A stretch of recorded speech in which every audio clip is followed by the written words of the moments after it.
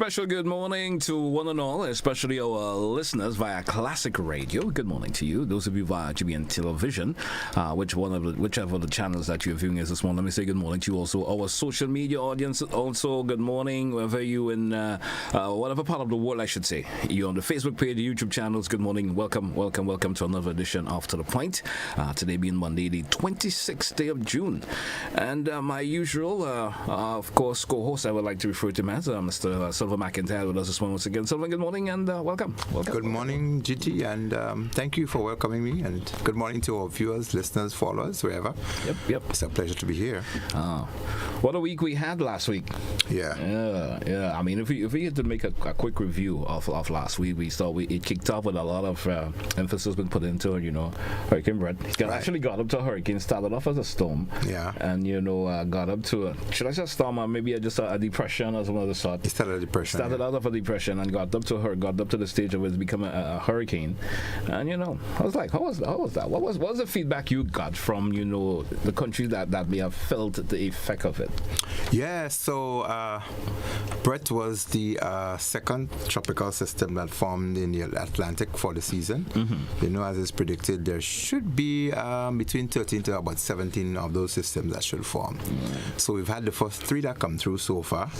And Brett almost strike history that span over 100 years to be the first hurricane that formed in June. Mm-hmm. It actually got up to a very strong tropical storm. Yeah. It was packing wind up to 70 plus miles per hour. Right. I did not follow the end tail of it as to whether it only took about 4 more miles per hour because a hurricane starts at 74 miles per hour actually. Right. And so it was a very strong tropical system that came through, and it did not make devastating landfall or consequences, but it did have some impact on St. Vincent, got some rain, yes, for sure, and a little bit of flooding. St. Lucia got a lot of rain and a lot of flooding situation, right. Mm-hmm. And there were a few roof loss as well in St. Lucia. Dominica had overflowing rivers as well, and so they experienced a bit of the flooding situation, and it went through the northern Caribbean sort of, and I think it has since dissipated or gone into subtropical. Yeah. And then we saw Cindy in the background that came through. Yeah. But Cindy posed at that time and up till this point no direct threat to Grenada, so it was quite active for us.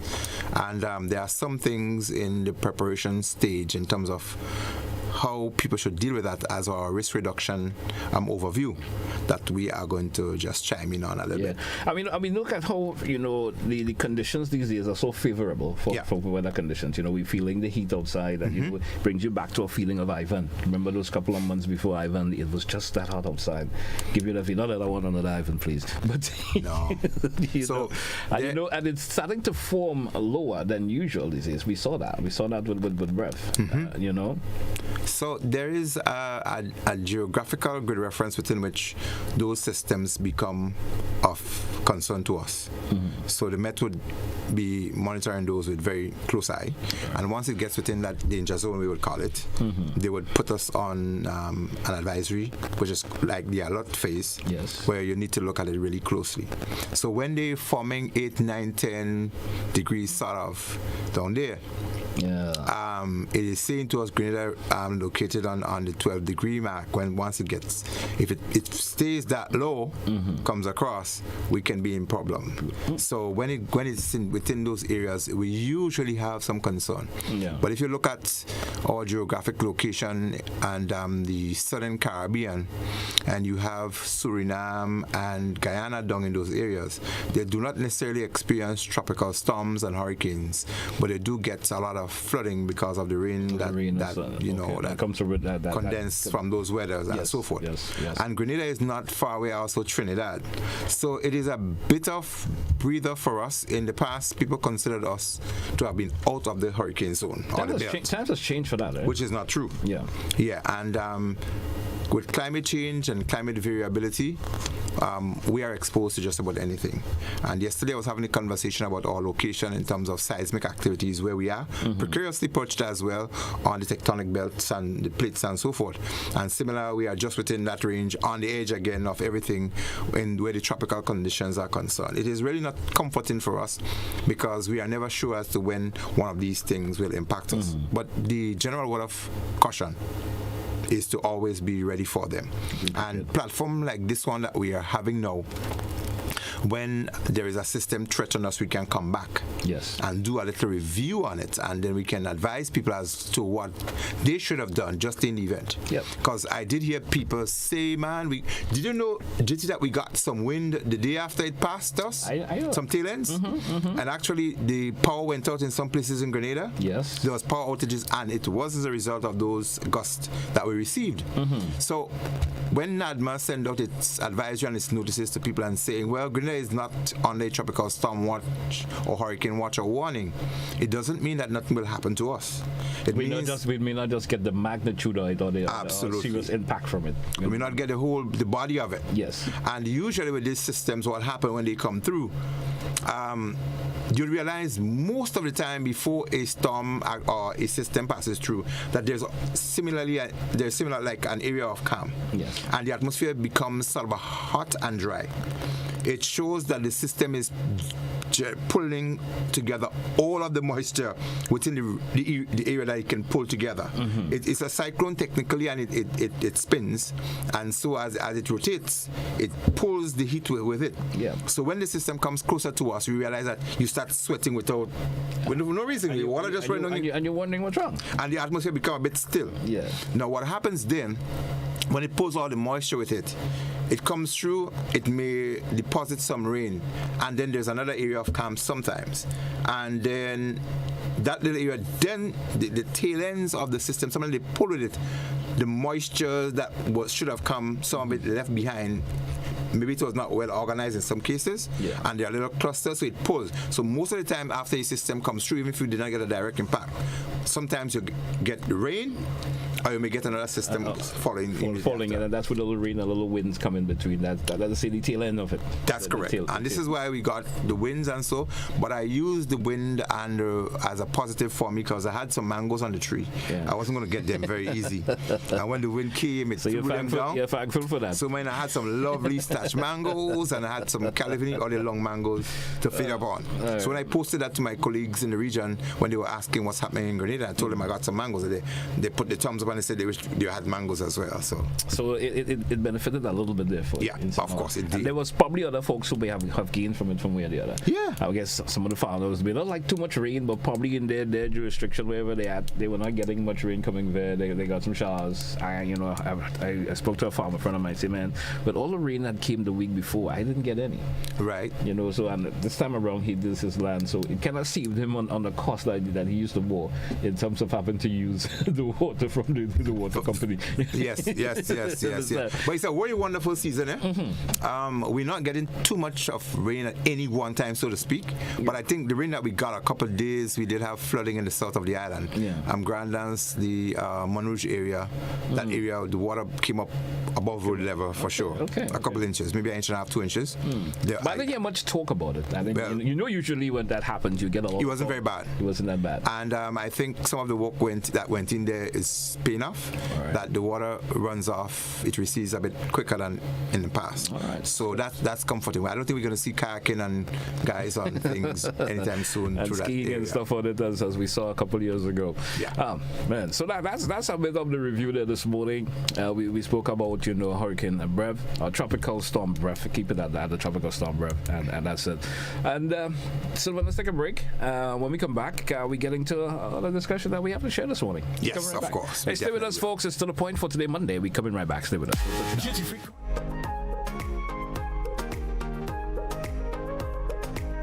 At the NIS, our team proudly works to support the evolving needs of Grenadians. We have made some changes to our operations and want to keep you informed. Firstly, we are happy to introduce the new unemployment benefit. This benefit will provide an insured person with 50% of his or her former income in the case of sudden unemployment. To support this benefit and other benefits we offer, it was necessary to increase the contribution rate. The contribution rate will increase gradually each year until it reaches 16% in 2031. As always, the contribution will be split between you and your employer. The pensionable age will also increase from 60 to 65 years. This increase will also be gradually reaching age 65 in 2029. Pensioners will continue to be eligible for a pension from age 60, but will receive a reduced payment. The NIS recognizes that the prices of basic customer goods are increasing globally. Therefore, we are happy to also increase the weekly minimum pension payment by 25%. Finally, we have adjusted our survivor's benefit payment to a percentage of the age pension minimum. Widows, widowers, and dependent parents will receive 100% or $58 weekly, while children will receive 50% or $29 weekly of the deceased's pension. We are here to make the transition to these new changes as clear and simple as possible. If you have any questions on how these changes impact you and your family, please contact our new informational hotline at 440-6647 or visit www.nisgrenada.org. Thank you for allowing us to be your social security provider.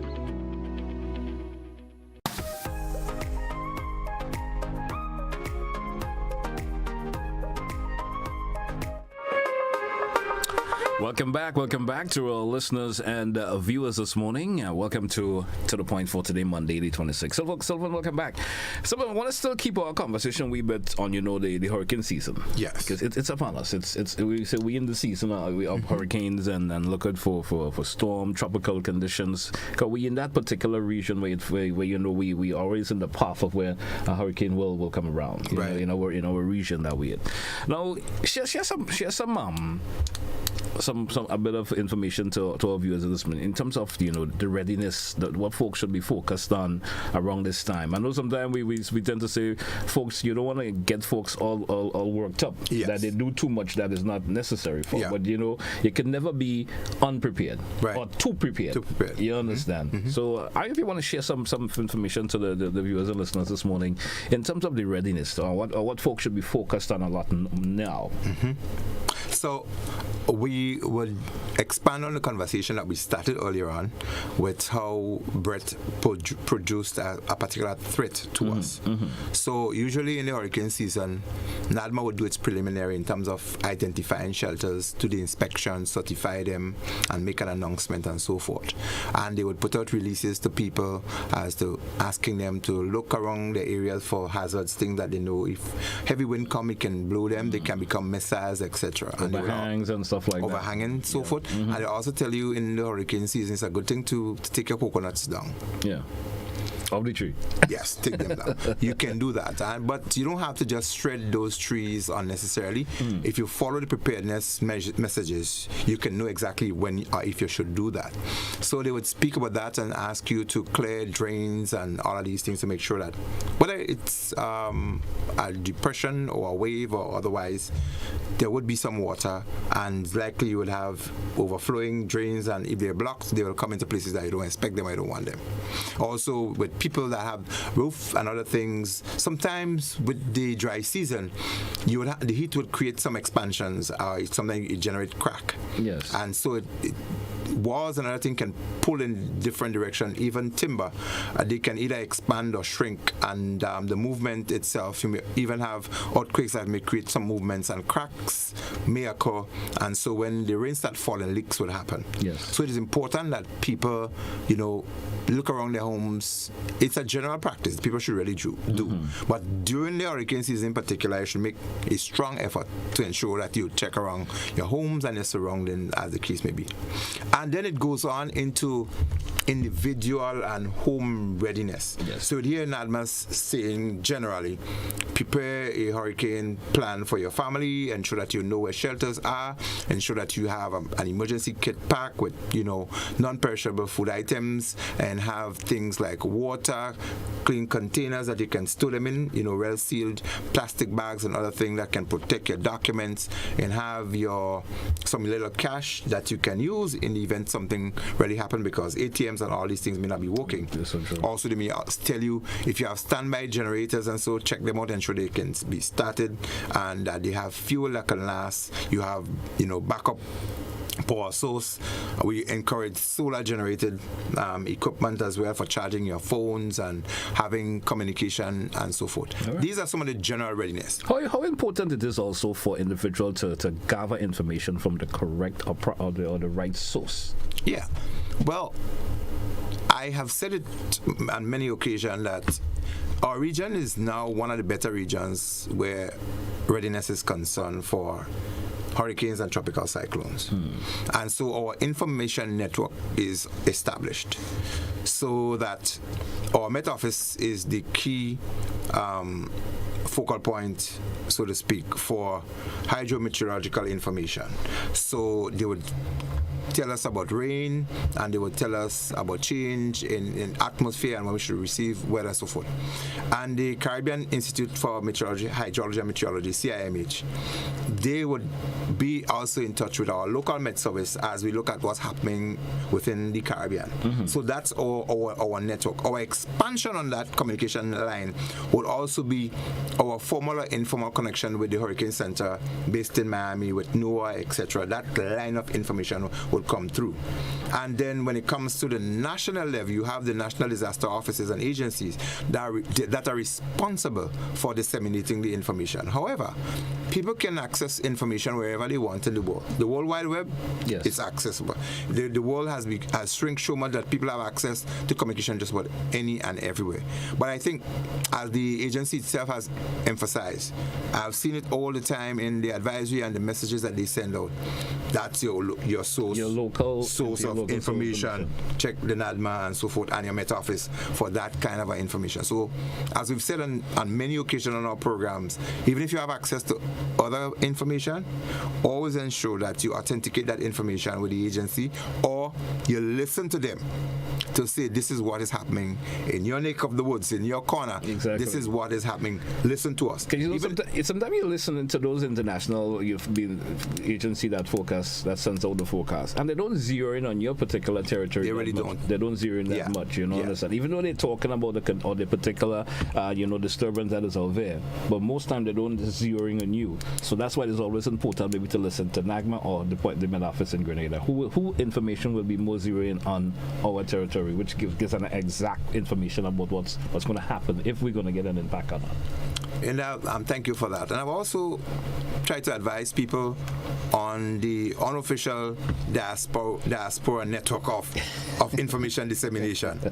Folks outside in the diaspora, they would send and call their neighbors and their relatives and say, this is coming, because they have access to information as well as we do. But when you hear it from them, it seems as though anything that comes from abroad is gospel. And if my aunt called me from Canada and she said she's looking at it come towards Grenada, that could be good. And if the local Met Office said, well, it is not a direct shot to Grenada, they'll still be panicking and saying, well, my auntie from Canada did say it's coming. Yeah, so we always have the tendency to believe of the foreign information more than our own local. So they are good. It is useful. Sometimes say the more the merrier, but too much information sometimes becomes bad.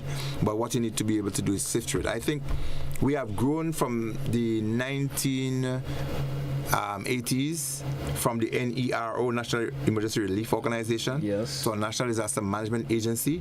Our communication platforms and our medium for disseminating information that has grown tremendously. In addition to that, there is the local network of communication dissemination with the media houses locally. So the Grenada or the Government Information Service, they would usually share that information. They will be head of the other stations who will take information from them. So whenever there is something that needs to come through, they would lead on that.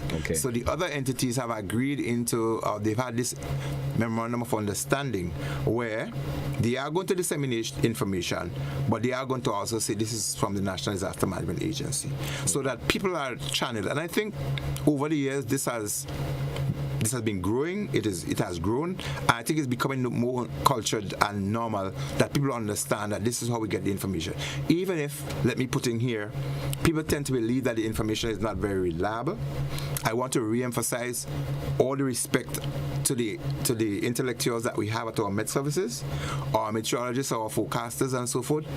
We take our hats off to them because the science of forecasting is not the easiest of ones, and it is not designed like in disaster management to make anybody look good, technically, because you can give a forecast 100% accurate at times, but at least you are led around the right path. So you can give a forecast, and then the next couple of minutes or seconds it changes, and then people say, well, they just said the rain was going to come, and they said it was not going to, and then it happened. But no, give them the respect. They give you the information, and things would change immediately. What we would want to criticize, though, is sometimes the frequency of the information. Yes. That could be enhanced a bit, where it comes in at regular interval. And I think the agencies have agreed that outside of the formal advisory and bulletins that the formal entity would give, in between, they would provide that update to the local radio station, so there wouldn't be that big lull or lack of information. If it remains the same, they would send it, for instance, to the GBN, the whatever, WeFMs and so forth. What again? WeTV, WeFM, all the other medium. Right. They would send it to them and say, well, in the meantime, this is the information you can be giving to the general public. So we would advise forecasters, and not forecasters, but broadcasters and reporters, that they do not go trying to generate and nice up the information in your own way. All right. You try to give disseminate what has been the received local entity. as is. So just to chime back a little bit, except you want to take a break, we want to speak how that information process and how the preparedness happen with we Brett. still have time. We could still go through the process in terms of the information, how it was disseminated. We could speak on that. Let's go ahead. So what I would want to do on this program is I think we tried it before, but a repeat of that would not be bad, because the people who heard us the last time may not the same people are on now. In terms of how you treat with the information and how that process of preparing you for dealing with the situation. I think Brett, in this year, early in the hurricane season, it really triggered the mechanism to roll out much quicker than maybe normally it would have. Yes. What I saw was a quick pulling together of the entities to inform. So locally, the local disaster offices saw the system, they were informed through the official medium, and they started informing people. So you saw an advisory coming from NADMA saying to people, do not panic, X, Y, and Z. This is our system. It does not pose any direct threat. There was one that went out for St. Vincent saying this is what it is. The others went through to St. Lucia, and it was different of the islands. Yes. And as I followed through on the various information settings that I am a part of, SEDIMA had its own meeting because it is responsible for just about 19 countries.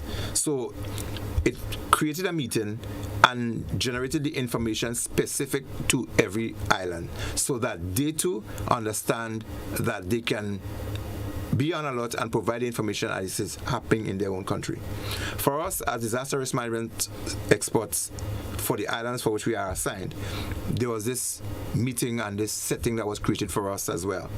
And we were sharing information, and we had to give information as to what's happening in our own country. So each one of us on the platform understood what level we were at. Yes. And as it came through, and it started impacting countries, or we were providing the reports, what's happening in each country. So our region was informed. So the donor groups, the people who will provide assistance if something happened, they convened a meeting as well, and they ensured that they sharpened the instrument and looking at if something happened, how are we going to respond? Even our local embassies, for the local embassy here, we had our line of communication, that's the U.S. Embassy. Yes. The one here in Grenada and Barbados that is responsible for a few other countries, we exchange information as to, in the event something happened, how the United States Agency for International Development, how they can provide support to Grenada in the event that that's happened. So I think our region has grown in terms of readiness for hurricanes, but there's a lot of other things that we need to prepare for.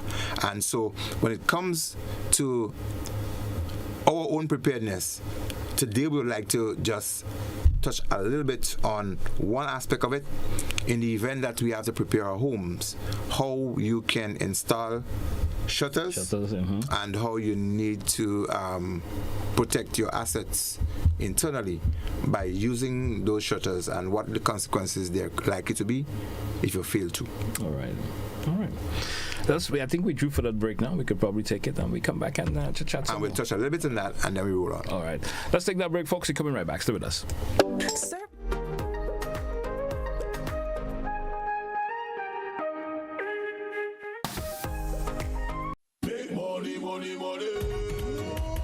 $3,000 every week for 3 months. What? Yes, it's the NLA's Crazy Cash Giveaway Promotion. Every week from April 11th to June 30th, 3 lucky Daily Games customers will randomly win $1,000 each week. Imagine winning as much as $36,000 in 12 weeks. How? Spend $12 in a single purchase on Daily Cash 4, Daily Pick 3, or Playway. Look for the words Cash Winner on your tickets to collect $1,000. The more you spend $12 on your favorite daily games, the more chances you have to win. Must be 18 or older to participate. All prizes must be collected by July 7th, 2023. Other terms and conditions apply. See stores for details. NLA, making your dreams come true. Money, money, money. New era, Chaos and LED. get on us, Lord. Grenada are the best ones by far. Grenada are the best job in the whole wide world. Grenada are the best ones by far. Grenada are the best job in the whole wide world.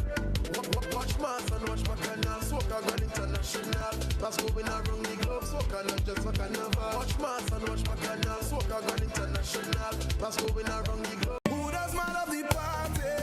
Tell them it's 4-7 trade. Shout it, let them know it. We represent 4-7 trade. Who's the body's passing? 4-7 trade. Them no crazy like.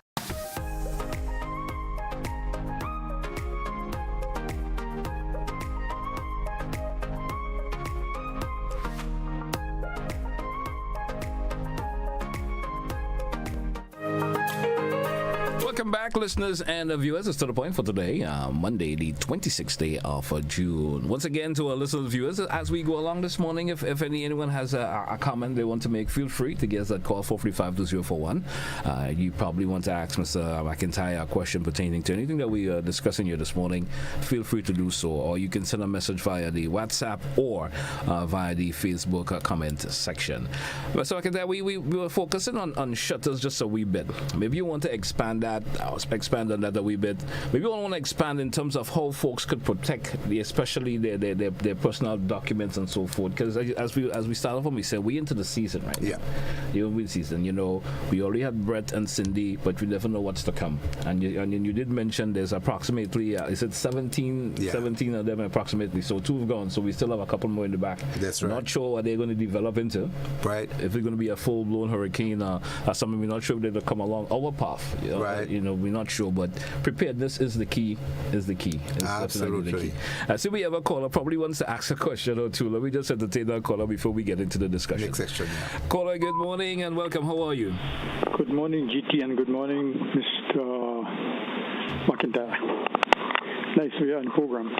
Anyway, Mr. McIntyre, every year we have a hurricane season. So, hurricanes, natural disasters, and its annual season is part of our lives. Tell me something, with your experience, knowledge, and dedication, how our people, how do you rate it from 1 to 5? How our people is responding in terms of that knowledge, that what we are facing or we will face annually, sinking into the psyche, the way of thinking, and the daily living. Thank you. Let me hear your evaluation. Thank you there, caller. Thank you there. Well, thank you, caller. If you were an examiner, I didn't make it too difficult for me. The answer would be definitely about 2.5. Yeah, I think about half. You give me up to from 5, right? Mm-hmm. So I would give about 2.5 in terms of how people react and respond to it. I wouldn't take us beyond the threshold so far as our comfort level, but we have done some work, but there's a lot more to do. So on a scale of 1 to 5, I give us 2.5. So you are practically saying that with all the information that is over, all the information that is disseminated now, pertaining to whatever disaster we may occur in terms of the season right now, we're still not getting a lot of folks putting that strong energy into it. We're still just in that halfway point. We're not seeing it, and sometimes it's difficult to be seen from the average householder and citizen unless something really happened. Yeah. And it is normal for human beings when things are not happening so frequently for them to keep excited about it or be on it. So that's why it is always important that the agency or agencies tasked with that responsibility, that they really stay on the button, because what I have seen as an improvement, which is really encouraging, some of the more critical sectors, they have gone into ensuring that something's done. So if the question was phrased differently in terms of we coming from serious Hurricane Ivan and a couple of impacts we have where we are, I know that we made tremendous improvement. But specific to his question as to how our attitude and our response to it, it is just halfway mark, basically. All right. At least a lot for us. I think it was definitely an interesting question to ask, because we just want to know how we as individuals we think. Yeah. Let's entertain another caller before, because I think we weren't ready for the calls yet, But no, that's all right. That's all right too. I like to interact with the people. Caller, good morning. Welcome. Good morning. Thank you. You may have to lower your radio, please. Is it good now? Yeah, go right ahead, please. Yes. We are informing people about preparations concerning the weather and hurricanes and storms and whatever. Yes, it is necessary for preparations, Lord, material needs. But what about our soul preparing? Give them a little information about that, although they are aware of that. But you must put that down on the table too, because that is vitally important for people to prepare their souls. Because when disasters and things come, anyone could be caught up in it. But where are you going from here? Give them a little information about their souls and advice. It will be necessary for food for thought. Thank you. Absolutely. Thank you, caller. That's typically, it may not be our role, right? On the role that we are playing here this morning, but it's important. It is important. Critically important. It's important. And people like the caller and others who advocate and so on, who are in the field, it's like I would express in my areas of expertise, but obviously, yes, within the line of recognizing God as the supreme, and to ensure that people's soul and their well-being is prepared for that. That is critically important. So praying and recognizing God in your everyday preparedness, as somebody said, you plan, you pray, you plan, you prepare, and you might prevent. All right. Let's entertain another caller. Caller, good morning and welcome. Hello. Good morning, caller. Yes, sir. Caller, would you mind lowering your radio in the background, please? Yeah, it's not. I don't know, because I set my radio or TV lower. Anyway, let me turn it down a little. Yes, sir. The noise is still being made. Anyhow, Mr. McIntyre, I have already told you that. You are a square peg in square hole now, or a wrong peg in wrong hole now. I look at what did they hide you for? They were hiding you. No, I don't know. Are you just about expertise? You have too many expertise. Now, when I look at you, I didn't say I learned new things, You're reshuffling my mind. And now you might be reshuffling a lot of people's minds too. So what bothers me, maybe we would have been more advanced if they had you in the right place. Maybe we would have lost less lives during hurricane or during this or that. Even maybe perhaps commissioner of police, you might have been having less, your son would have been still alive. And this is what I looked at. We having people that cannot educate people the right way in the wrong place. Because even I'll tell you something now, and I've said it already. You could help me or help the population. People are reading decimal as 47.22. Well, why not at 47.22? You cannot, yes, you could say anything you want, but this is not right to be said. And who are doing it?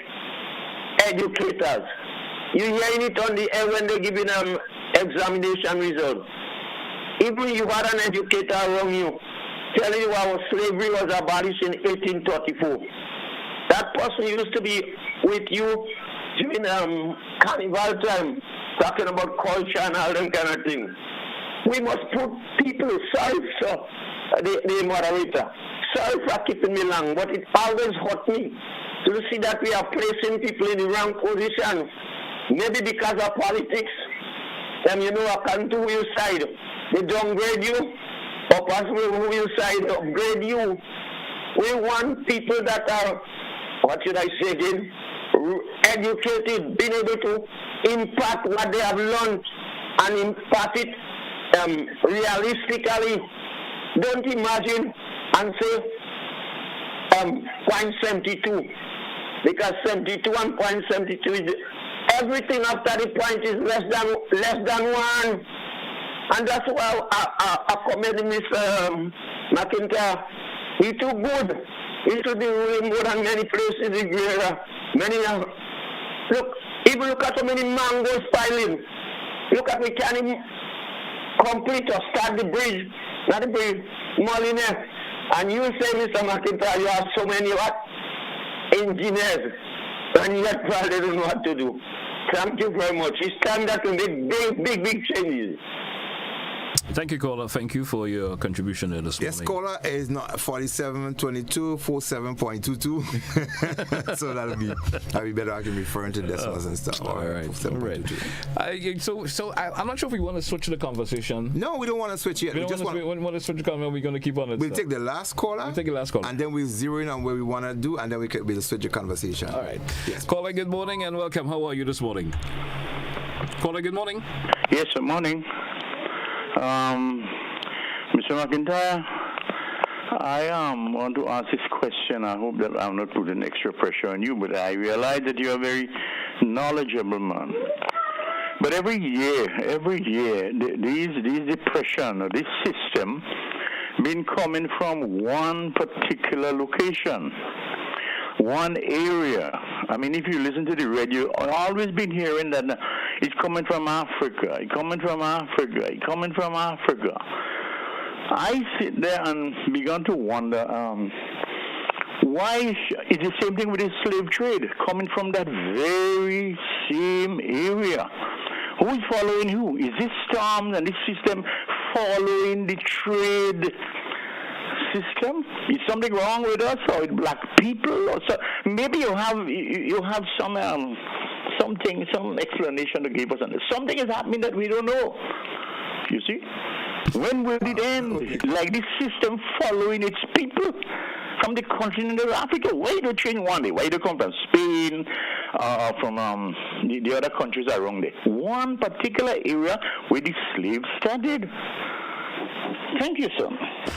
Interesting, eh? Yeah, it's kind of interesting. So, caller, I'm sorry that we chuckle a bit in here, but it's kind of how you created an analogy of the situation. But yeah, so the tropical systems, they come across the east coast of Africa. They come just off the islands of Cape Verde, and coincidentally, it's the slave trade started around those areas when people moved from Africa to the Caribbean and so on. You know about the triangle of the trades, the people moving from Bristol and go through and so on, the Great Triangle, you call it. But that doesn't have anything to do with the tropical systems. Based on our geographical location, you have the northeast and the southeast trade winds, and you have that area of movement of the winds from one place on the earth to the other. Okay. So we facing that is because of our geographical location, and we can't change that. Nothing to do with slavery. There's nothing to do with slavery or anything like that. So it's just that they formed up in that area, and they get into an area that is called the interconversion zones, the ITTZ, Intertropical Conversion Zone. And within that area is where you have the mixture of climate and all of these things that do take place. And so you may have the formations of those systems can either be positive or negative to a large extent. And this is why you have also the La Nina and the El Nino factors that also creates an impact on what these wind and surface the temperature. Severity of the yes, it can have its impact coming across. So it doesn't have to do with anything where the slave trade is concerned. It's just a matter of where we are located and where these winds and other climatic conditions move from A to B. We are located towards the western side of the system, so they move from east to west as they come across. And this is why when they come across, Barbados is slightly east of us, so they end up passing Barbados and these places before they get across towards us. So that's how they move. That's interesting. Without getting too very technical so that people really understand. I think that was a pretty straightforward explanation there anyway, and folks will probably understand. So we still want to spend some time in terms of the preparedness factor when it comes to disaster, or home to, not only disaster but preparedness, just in case when that warning is issued to us, you understand, or we say there's a watch of a particular system of preparedness, and you were discussing that before we start taking the calls. The calls it's interesting to have them also. But let's continue on that line in terms of preparing ourselves. There's also I always consider this one. What about the mental preparation? We were going to speak about the mental preparation down the street, and I think we are going to bring back our psychologist sometime with us to have some conversation, but my limited knowledge in those areas, I can speak on it in terms of how we prepare. People are still having kickbacks from Hurricane Ivan. Yes. And once people hear tropical, sometimes they don't figure whether it is a punch, whether it's a fruit. Once they hear tropical, they get hysterical or otherwise. So the psyche begin to act up. And so the whole aspect of what is called psychological preparedness and readiness, and what you call counseling sessions that should have taken place to persons who went through those trauma during Hurricane Ivan. A lot of people were not exposed to that. But even now, within families, that aspect of readiness is something that people need not to ignore. That there are some people who have grown, came through Hurricane Ivan, there are others who were very young during those times, and they may have had very traumatizing situation. I know of some situations up till now that people speak about once the wind blew at a certain strength. They really become nervous. Sometimes you speak to elderly individuals who even speak about back in the day of Hurricane Janet. They do. You understand? So that trauma is still embedded in the individuals, even though it may have passed a period of time. So what we advise people to do, if you have anyone in your family, in your household, that happen to be going through those situations, you need to see a counselor, psychologist, somebody, or you see a counselor who would help you. They will give you tips as to how to go through these situations, how to deal with it. And people say when you get exposed to it, when you get more experience to deal with it, it's not quite true. You have to be taken off or distracted from that thing itself and help you. There are techniques, even breathing techniques and movement techniques that people can use during those times that can help you to really deal with that situation. I wish we had the psychologist with us this morning, to questions along that line with us. Certainly be interesting. We probably bring how he would answer, or the advice he would throw out. Yes. When you ask the things on offer. The psychology of things is always very important. It is critically important because people deal with things differently. Yeah. And people may look at you differently, especially the option of you wanted to visit a psychiatrist for reason of that nature. You may be thinking, what is the issue with that? So that's what. And the slight ones, they can become deep if they're not treated. Just like any little injury that one has. If somebody gets an injury and you don't really treat it, it can get worse. If you're having some psychological or psychosocial effect on anything, before, during, or after, if it's not dealt with, it can really get worse. And sometimes you find people at one stage, they may be speaking about an incident and then they become very quiet. Yes. Very quiet and reserved, and it's really not a good sign. So that too is an indicator. So the people who are trained that will understand. Well, if this person was very vocal and suddenly when it comes, they become very reserved, you may want to find whether or not how comfortable that person is, and you need to find ways to tell them how to be able to handle it. Because once that person get locked in or shut in, it is my knowledge then, it becomes a bit more serious when people are not allowed or they don't feel free enough to express or to speak about situations. And people in our jurisdiction where we live, especially our little island Grenada, visiting a psychiatrist for reason of that, maybe some people may not even contemplate on doing. Yeah. You understand? Because there's a stigma with that. Exactly. If you visit a psychiatrist, they tell you that you're getting crazy. You're getting crazy, or you're going to go mad. Or you have some mental problem. You have some mental problem. And mental... And that's another topic on its own, mental illness and all of that. Let's entertain another caller before we move on. Caller, good morning and welcome. Hello. Good morning to you, caller. Go right ahead, please. Caller, go right ahead, please. Yes, Mr. I forgot your name already. You should tell them to ask me where wind blow and what time of the year where wind blow. If it's from low pressure to high pressure, from high pressure, you should have explained that. But at the same time, some of us went to school and perhaps we didn't learn. And so you can't, I know you couldn't tell them that, but you should have always tell them about the spinning of the earth too. I mean, I know you didn't have enough time. I don't suppose that I've not been to school. This is what I find. People are asking questions. Well, when you don't know, you have a right to ask questions. I pity those who have been to school, especially secondary school. And the old people long ago know from which direction wind usually go from. But the young one that are 40, 60, don't even know. That's allowed to say. So I'm laughing in the environment in which you live. Everybody has 40 subjects. I know. Thank you. You're welcome. Thank you, Gola. Thank you so much. Great. So we want to we said we were going to zero in on one aspect of preparation. Yes. That is usually ignored by homeowners and sometimes businesses. Mm-hmm. And those that sometimes employ it or apply it in some cases, they do it incorrectly. And that's the use of shutters. Yes. Hurricane shutters. I have seen in some places people tend to just use plywood when we put under a tropical or hurricane warning. Now, a warning issued means that hurricane force or tropical storm force conditions are expected within 36 hours. Right? And that's the warning phase. Yes. Usually, that's the phase within which people would install shutters. And they are customized shutters, and they are the ones that people just create themselves. Mm-hmm. A shutter, which could be effective still. Which could be effective because what's the use of a shutter really? Mm-hmm. The shutter is used. There are two reasons or a couple reasons, but I just mentioned two of them.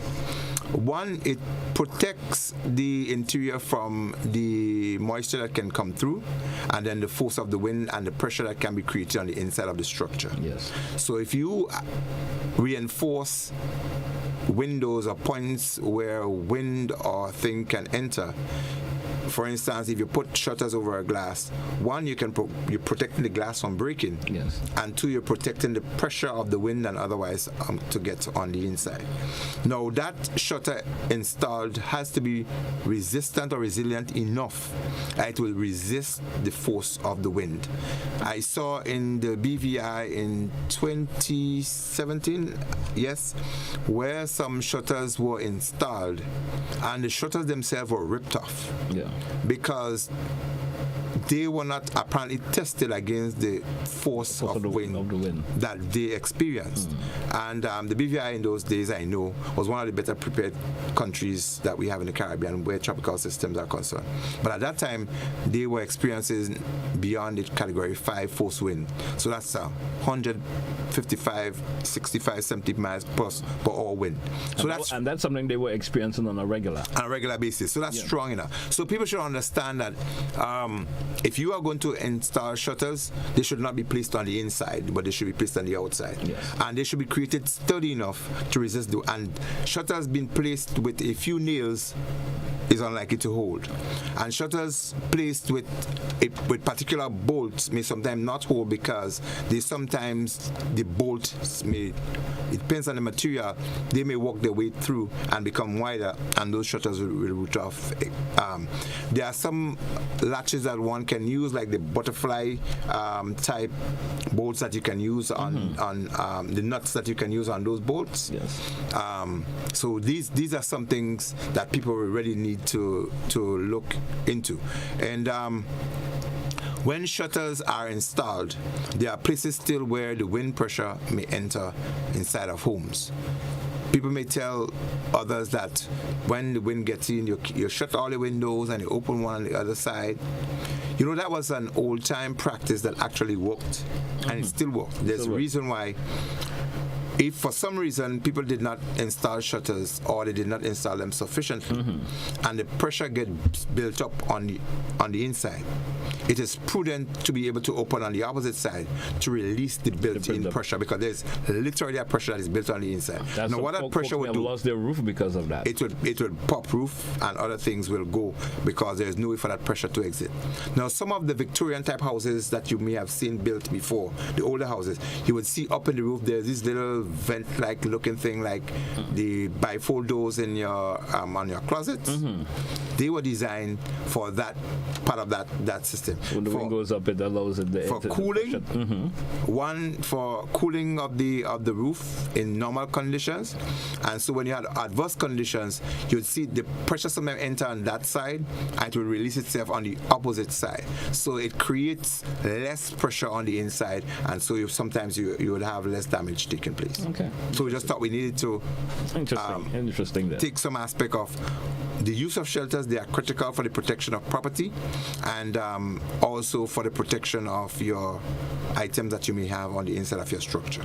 So preparedness is definitely a key, and it's not only for, we're talking preparedness for your property, but also your personal preparedness in terms of your personal possessions and so forth. You know, your passports and other personal possessions should be always be stuck in places where they don't get damaged. Yes. Especially water damage and so forth during a hurricane. Right. And an extension of what I was saying relative to shutters. When shutters are not in use, they must be stored properly. Yes.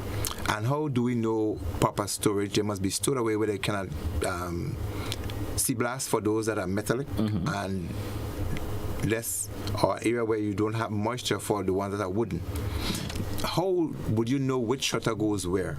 A lot of people create shutters and have a marking, and they don't know where they are. Didn't put a marking on the. That's correct. So each shutter created, they must be identified by marking or by means of maybe either numerical or alphabetical, where you have either A, B, C, and C, so you know shutter A goes where window A is marked, and window 1 goes where shutter 1 is marked up. Okay. A lot of times people don't do these things, and so in the rush of things, they don't know where to find it. And they go to the wrong place, and then it doesn't create the protection that they would like it to have because it's in the wrong place. And at other times, yes, the stocks need to be checked, because what happened is that when the systems are not impacting, the shutters are being used for other reasons. The plywood is being used to make shelves and cupboards and other things, and it's not being replaced. And so when one is faced with a threat, but I thought we had some shutters here. But then we use it for something else. They use it for something else. And also, you spoke also in terms of location. Can sometimes we're not expecting we in a different season, and they start to deteriorate, especially if you're using the ply and stuff wherever it's located. It's moisture starts to take it, and termites and stuff taken, and then and the termites too. It doesn't serve the purpose anymore because they're weakened. I understand. So it doesn't serve the purpose that you want to use. So make sure they are stored properly and away from the elements. You could say that. Absolutely. And if they have not been used for a while, they should be replaced. Do not put them there and think that they're going to last forever. After a couple of years, you will check their integrity, and then you replace them as time goes on. All right. We just have a couple more minutes, Mr. McIntyre, approximately 4 minutes or so to go before we wrap today's program. We probably take a call or two because there's some this folks call seems to be trying to get you. Caller, good morning, and you're welcome. Morning. Good morning. I'm good, yes. Well, we're speaking from one category of people in Grenada with all these shutters and things concerned, because not everybody could afford hurricane shutters or sheet of ply or something to protect your property. Look at the cost of building material in Grenada. So how some of us, really and truly, government need to intervene in a way that protection for your house and all them things, where hurricane is concerned, they should have an agency for that, so the people come out, assess your place and tell you what you need to get and give you some assistance in a way. But most of us can't afford all these shutters and plywood to buy up some of the windows and where we have windows and doors located. You understand? So we need to look at that area. All right, thank you, caller. Thank you so much for your contribution this morning.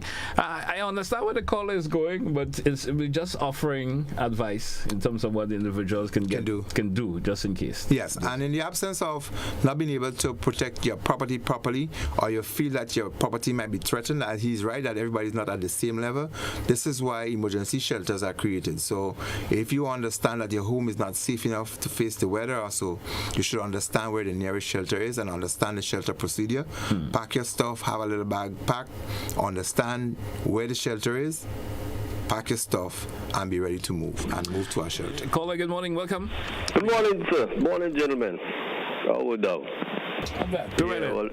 Just making a little contribution of my own assess of things, because what some of the people are saying, and even Mr. McIntyre's expression, your geographical locations determine what can happen and what will think. From my own observation, I look at Grenada, right?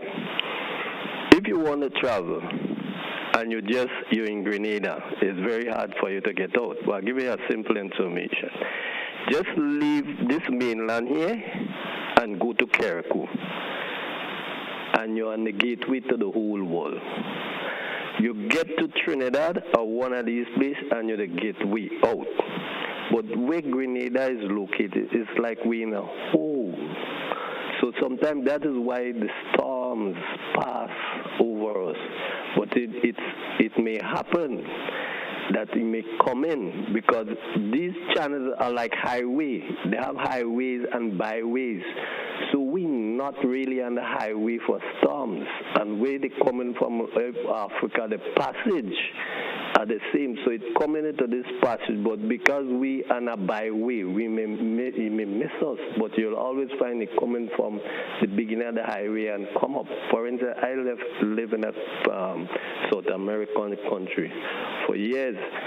And I came from Grenada, but just as you were saying, all I see is rain, but I never heard anything like a storm passing in that area at all. So it's a big difference, but it's not because of our nature or so that storm coming behind us or not passing or whatever. Thank you, Jim. Thank you, sir. Thank you, caller. Mr. McIntyre, it's about time for us to take a wrap. I don't know if you want to make that final say before we wrap this. Yes, this morning we happen to spend a lot of time on dealing with the tropical and natural events caused and so forth, and we understand that every individual needs to take their level of preparedness. There are other things that happen, like other emergencies. We expanded on them, and unfortunately we saw the loss of life in someone's in St. Patrick, the stabbing incident, and there are some comments on that people have their regrets as to how it was dealt with.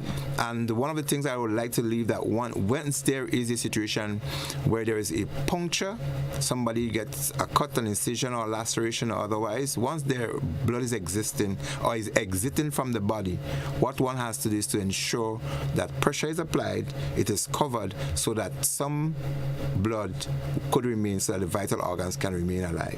As to the procedure and how people deal with it is something that we would probably want to expand on next program. Although we did spoke a lot about that. Quite a bit. But that was it last year? Yes. We spoke about a lot in terms of, when these situations occur, how it should be dealt with. Yes. We did speak a lot about. Probably can expand on that next week. We probably will. But I can also. It was part of our conversation today, but we didn't get it. So what we are going to do, I had a caller from that area that spoke to me. St. Andrew and St. Patrick is among two of the places where we have a lot of incidents of either injuries naturally caused or by human induced and so forth. So I think we will be making an individual campaign in terms of going to those areas and do community training where people can learn more of how to handle these things. It's one of the things I've committed to with some people from the area, that we're going to go through those areas and run a few demonstrations and teachings as to how to handle those kind of emergency, because every person who gets an injury doesn't have to perish. So true. And we believe that early intervention can really prevent something from getting worse and it can save a life. All right. Mr. McIntyre, thank you once again for being with us this morning as usual. Always interesting program. Join us again next week and we certainly will expand more in terms of what we speak about. Hey folks, that's what we're going to take a wrap for the point for today, Monday the 26th. Join us again for another edition, most likely tomorrow.